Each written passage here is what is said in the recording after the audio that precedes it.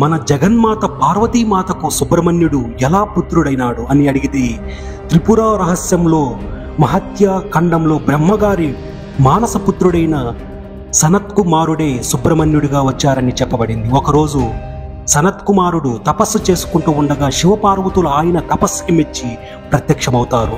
నీకు వరం ఇస్తాము, కోరుకోమంటాడు శివుడు. అప్పుడు అద్వైత స్థాయిలో బ్రహ్మానందం అనుభవిస్తున్న సనత్కుమారుడు నాకు వరం అక్కర్లేదు, ఇవ్వడానికి నువ్వొకడివి నేనొకడిని అని ఉంటేగా నువ్విచ్చేది, ఉన్నది అంతా ఒక్కడే కాబట్టి నాకే వరము అవసరం లేదని చెప్తాడు.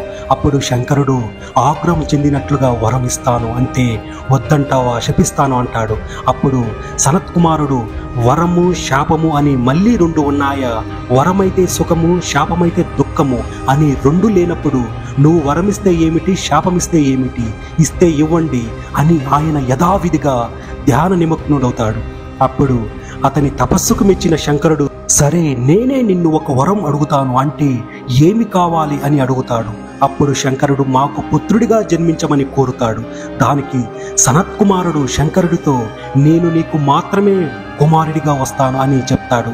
ఇదంతా వింటున్న పార్వతీ అమ్మవారు ఒక్కసారి ఉలిక్కిపడి ఇదేమిటి, శంకరుడికి పుత్రుడిగా వస్తాననడం ఏమిటి, నీకు మాత్రమే అని అంటున్నావా అని అడిగితే అప్పుడు సనత్కుమారుడు చెప్తాడు శివుడు వరం అడిగితే అవునన్నాను, కానీ కోరి కోరి మళ్ళీ గర్భవాసం చేసి యోని సంభవుడిగా రానమ్మా, నన్ను క్షమించు అని చెప్తాడు. నీ కోరిక నెరవేరడానికి ఒకనాడు నీవు మోహిని అవతారంలో ఉన్నప్పుడు కైలాస పర్వత సమీపంలో జలరూపంలో నీ అవతారం ముగించావు. ఆ జలం ఎక్కడైతే ఉన్నదో అదే తటాకము నుండి నేను ఉద్భవిస్తాను, కాబట్టి నేను నీకు కూడా కుమారుడినే అని చెప్పి నమస్కరిస్తాడు.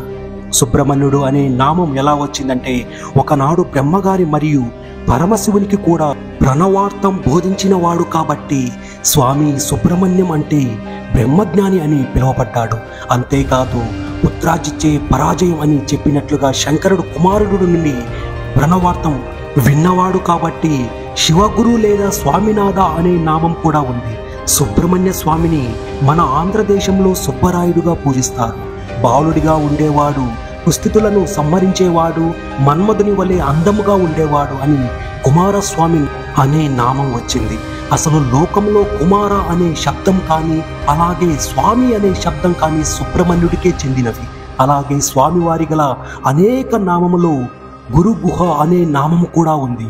గురుగుహ అంటే ఇక్కడే మన హృదయ గుహాలలో కొలువై ఉన్న గురుస్వరూపం. సుబ్రహ్మణ్య స్వామి సాక్షాత్తు శంకరుడికే బోధించిన గురుస్వరూపము. తారకాసుర సంహార నేపథ్యం ఈ కుమారస్వామి జననానికి సంబంధించింది. మహాబలిష్ఠుడైన తారకాసురుడిని కుమారస్వామి జయించగలిగాడు కనుక జయాన్ని కోరి ముందుకు నడిచేవారు ఈ స్వామిని పూజించుకోవడం తలుచుకోవడం కనిపిస్తుంది. అతి సామాన్య ప్రజల నుంచి ఉన్నత కులీనుల దాకా సంతానం కోసం శత్రు విజయాల కోసం ఈ స్వామిని మార్గశిర శుద్ధ షష్ఠి నాడు ప్రత్యేకంగా పూజిస్తుంటారు. సంప్రదాయకంగా పాము మంత్రాలను సాధన చేసేవారు ఈ రోజున ఉపవాసం ఉండి ఆ మంత్రాన్ని మరింతగా జపిస్తుంటారు. ఉదయాన్నే స్నానం చేయడం, ఏ ఆహారము తీసుకోకుండా తడి బట్టలతో సుబ్రహ్మణ్య స్వామి ఆలయానికి వెళ్ళి పువ్వులు పండ్లు పడగల రూపాల లాంటివి అక్కడ అర్పిస్తుంటారు. ఇదంతా నాగపూజకు సంబంధించినది. పురాణాలలో సుబ్రహ్మణ్య స్వామి వివాహితుడిగా కనిపిస్తాడు. వల్లి దేవసేన సమేత సుబ్రహ్మణ్య స్వామి కళ్యాణాలను అందుకే ఈ షష్ఠి నాడు చేయడం కనిపిస్తుంది. సుబ్బరాయుడు పెళ్లి చూసి వద్దాం రండి అన్న పాట పిల్లలు ఈ సందర్భంగానే పాడేవారు. అయితే కొంతమంది వివాహం కాకముందు బ్రహ్మచారిగా ఉన్న సుబ్రహ్మణ్య స్వామి మూర్తిని ఆరాధించే పద్ధతి కూడా ఉంది.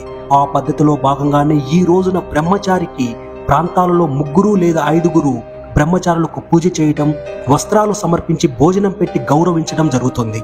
కొన్ని ప్రాంతాలలో షష్ఠి నాటి ఉపవాసం ఉండి మరుసటి సప్తమి నాడు బ్రహ్మచారి బ్రాహ్మణుడికి భోజనం పెట్టడం కూడా ఆనవాయితీ. తమిళ ప్రాంతాలలో కావడి మొక్కును తీర్చడం కనిపిస్తుంది. షష్ఠి నాడు కుమారస్వామి ఆలయానికి కావిడి మోసుకొని పోవటమే దీనిలోని ప్రధానాంశం. ఈ కావిడిలో ఉండే కుండలను పంచదారతోనూ పాలతోనూ నింపుతారు.